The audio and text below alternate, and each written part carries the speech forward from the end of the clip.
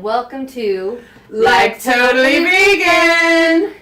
Today my really good friend Amy Mueller is here, and as you can see, she is the master of cutting away your shirt for that kind of flash dance look, that kind of not having something strangling you look, and you know, to feel a little sexy. So, and she's also left-handed, so she brought her own scissors. Oh, I didn't have it ready. Woohoo! So you ready to do some cutting? I'm ready.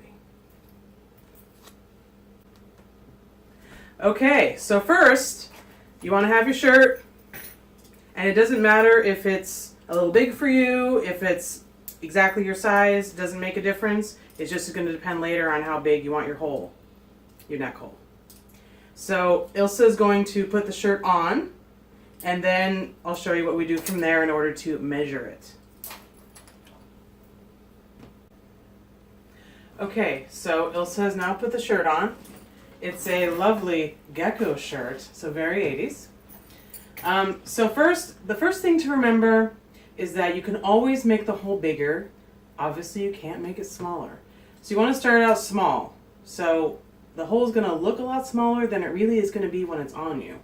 So I'm going to mark it with scissors. You can also use a pen if this is a little scary to put a hole in it, but I've been doing this for a while. So scissors or a pen. You're going to decide about how much you want taken off, and Ilsa and I have already discussed this, so I know she wants it to probably about here. And we may end up doing a second round of this as well. So I'm going to do a little cut right here. I'm going to make a little hole so I have a place to cut later. And I'm going to make a little cut right here, and it's about equidistant on both sides from the actual neck. But it doesn't have to be perfect. That's the whole point of this, is to not look perfect. Then she's going to remove the shirt. She's going to put her other shirt on, and now we're going to cut. So now we've got the same shirt that she had on before, all laid out. You may or may not be able to see it has the two holes right here that I made with the scissors. So you're going to start by cutting a little line down the middle. And again, it doesn't have to be absolutely perfect, but you want to put it about in the middle of the neck. And if sometimes there's a design that comes up higher toward the neck, and if that's the case, then you maybe want to cut right above the design, perhaps, if you don't want to cut right into it and cut it off. In this case, we have a lot of room, so we're just going to cut it.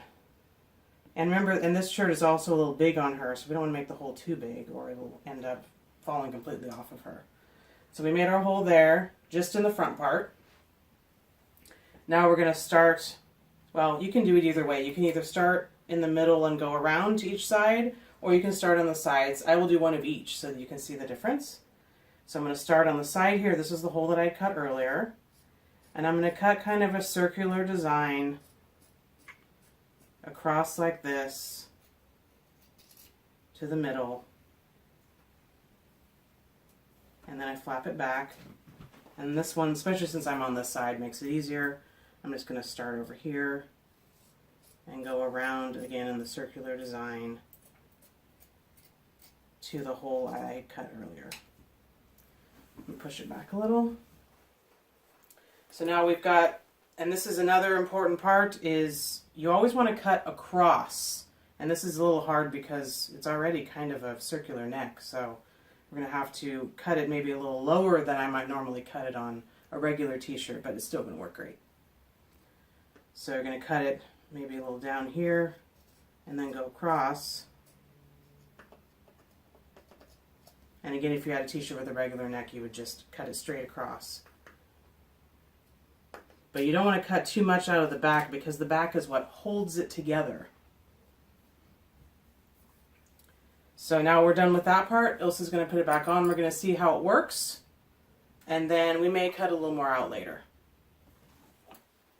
Okay, we've got another one here that has more of a normal t-shirt neckline. So I wanted to show how it works on a regular t-shirt.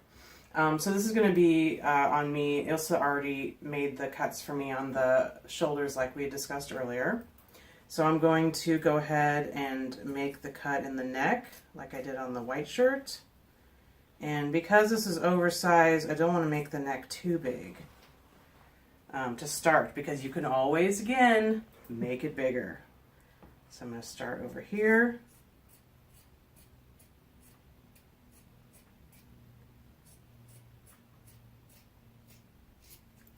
back.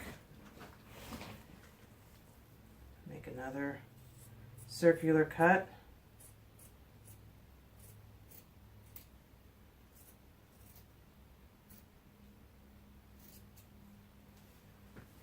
There. And now you can see that this is more of a straight backed shirt, I guess you'd call it. I don't know if that's the right word to say, but it's not rounded on the back. So now I can easily just cut this off, and you just cut it do it by cutting straight across, as straight as you can. And you remove that, and then you want to try on your shirt, see what you think, maybe cut a little more later.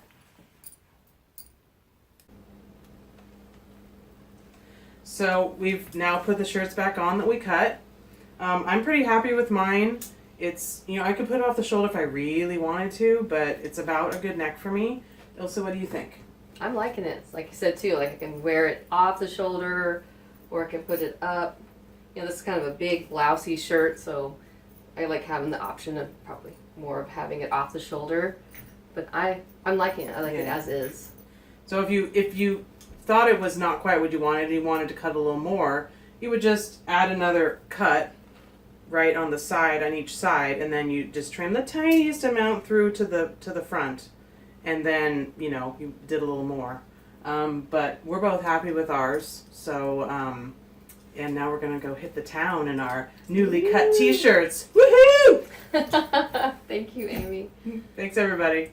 Thanks for watching, and we'll see you next time. Bye!